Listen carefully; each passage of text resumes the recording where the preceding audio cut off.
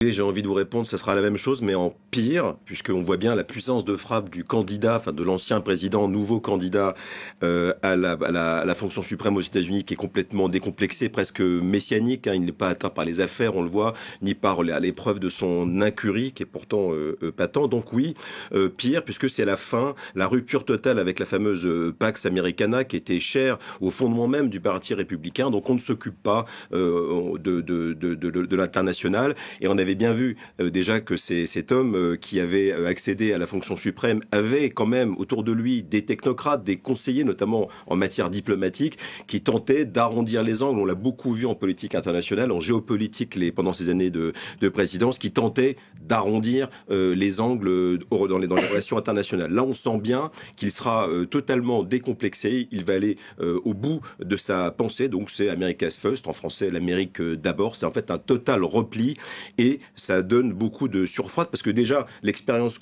en relations internationales qu'a donné la présidente Trump, ce sont, sur le dossier iranien, un retrait, une catastrophe avec des conséquences énormes que l'on paye encore aujourd'hui. Sur le dossier du Proche-Orient, on s'en souvient, j'étais moi-même correspondant en Jérusalem, il avait dit « je vais régler ça en quelques jours », soit enterrer 70 ans de diplomatie internationale pour régler le conflit israélo-palestinien. C'est donc l'homme des accords d'Abraham qui a totalement enterré la question d'une solution à deux États, et même la création d'un État palestinien en rapprochant des pays arabes avec Israël. Je vous propose d'écouter à cette époque le président d'alors, le président Trump, qui expliquait sa manière de régler qui réglait qu'on nous n'avons pas. Donc à l'époque, il était très très sûr de lui, effectivement.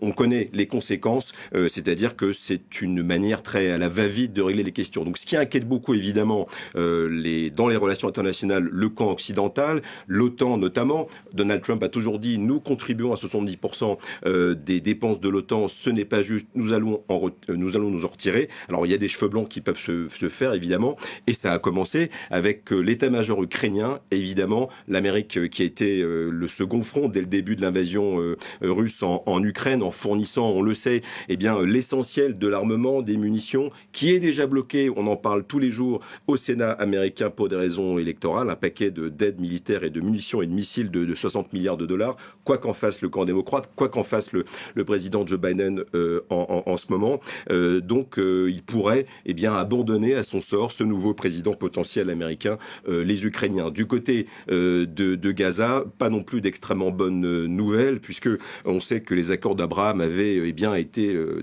avaient validé cette entente parfaite entre Benjamin Netanyahou, qui est encore aux commandes lui-même, avec le déplacement de l'ambassade des États-Unis de Tel Aviv à Jérusalem, tout des choses qui avaient été fantasmées pendant des années que lui, Trump, avait fait. Donc beaucoup de soucis à se faire. Par contre, du côté russe, évidemment, Vladimir Poutine peut attendre avec une grande joie, enfin en tout cas avec beaucoup d'espoir, cette potentielle réélection.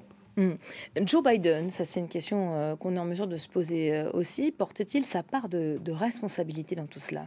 C'est un thème central de cette campagne. On voit bien que Joe Biden, qui lui avait été arrivé en vendant, si j'ose dire, l'image d'un technocrate, un homme très très fin connaisseur des questions internationales, un diplomate, sur la question de Gaza, je rappelle bien sûr qu'il avait été au front sur la question ukrainienne, extrêmement rapide, très très engagé. Là on voit bien, on l'a vu récemment le 27 février dans les primaires dans le Michigan, qu'il est en déséquilibre. Il déséquilibre en fait le Parti démocrate sur la question de Gaza, avec sans doute une vision un peu obsolète, lui reproche-t-on au sein du Parti démocrate, de ce soutien inconditionnel à Israël, dans un Israël qui a beaucoup changé, qui est mené par Benjamin Netanyahou et une grande partie de la droite messianique sur la question de Gaza. Donc Joe Biden, oui, porte une responsabilité, et on sent bien dans l'état-major démocrate aux États-Unis qu'il y a péril en la demeure et une urgence à présenter un nouveau projet face à cette nouvelle météorite qui est Donald Trump pour ces élections qui arrivent dans quelques mois. Les Européens, est-ce qu'ils ont compris le risque ? Est-ce qu'ils en prennent la mesure aujourd'hui ? Alors, le président français Emmanuel Macron recevait le 26 février dernier à l'Élysée Volodymyr Zelensky. C'était la 3e visite du président ukrainien dans des relations qui n'avaient pas très bien commencé, parce qu'on se rappelle que le président français pensait quelques jours après ou quelques semaines après l'invasion russe de l'Ukraine qu'on pouvait encore parler à Poutine. Là, on a changé totalement de paradigme et on a vu un discours, ou on a entendu, pardon, un discours extrêmement offensif du président Macron, comme il avait réalisé, il y a eu une bascule dans cette rencontre avec le président Zelensky. Je vous propose d'ailleurs là d'écouter le président français, c'était le 26 février à l'Élysée. C'est sans doute des mots qui rentreront dans l'histoire pour cette bascule diplomatique. Il n'y a pas de consensus aujourd'hui pour envoyer de manière officielle, assumée et endossée des troupes au sol, mais en dynamique, rien ne doit être exclu. Voilà, la bascule, avec une tentative de relancer l'Europe avec des résultats, on le sait, assez mitigés, puisque pour l'instant c'est surtout un coup de théâtre et un effet d'annonce, Macron n'est pas suivi par le reste de l'Europe, mais un mouvement de bascule diplomatique qui n'est pas que rhétorique pour lancer l'Europe dans une forme d'économie de guerre pour défendre l'Ukraine contre les attaques qui sont systémiques, qui sont tous azimuts de la Russie. Il est à grand péril parce que, in fine, ce qu'on voulait dire, c'est qu'on se prépare en fait à ce que les Américains, sous la nouvelle présidence potentielle de Trump, fiction ou pas fiction, eh bien, abandonnent totalement les relations internationales, ou en tout cas ne soient plus jamais le gendarme du monde.